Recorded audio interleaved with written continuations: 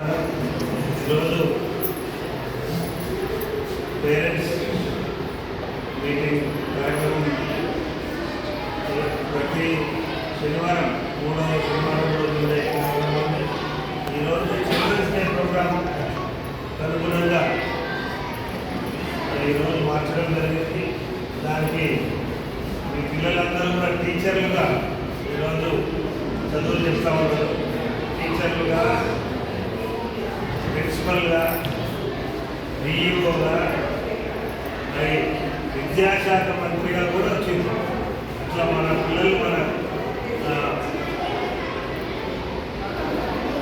పిల్లలు మన పిల్లలకు పాఠాలు నేర్పే కార్యక్రమం ఏదైతుందో స్వయం ఉపాధి గవర్నమెంట్ స్వయం పరిపాలనా దినోత్సవం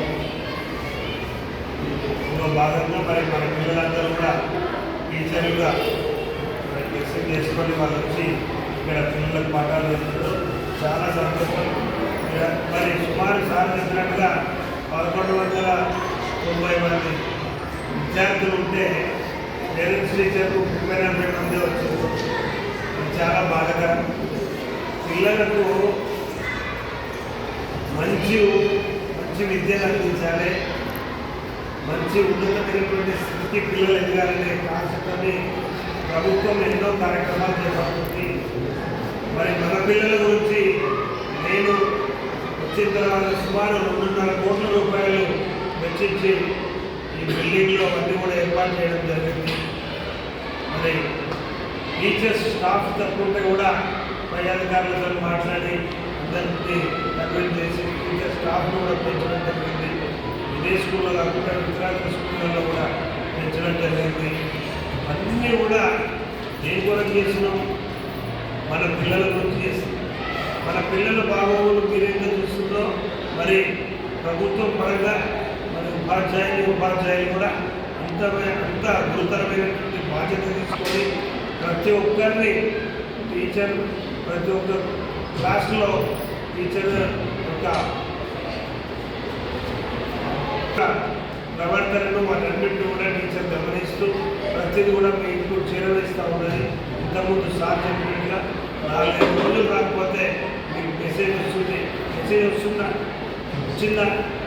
వాళ్ళు చేతులు లేకపోతే మరి ఏం చర్య తీసుకుని మీరు వచ్చిన తర్వాత వచ్చేసార్లు వచ్చిందా కలవాలి. మీకు ఏదైనా ఉంటే సమస్య ఉంటే పరిష్కార మార్గం సార్ చెప్తాడు, ప్రధాన ఉపాధ్యాయులు చెప్తారు. కాబట్టి ఖచ్చితంగా కార్యక్రమం చూడండి.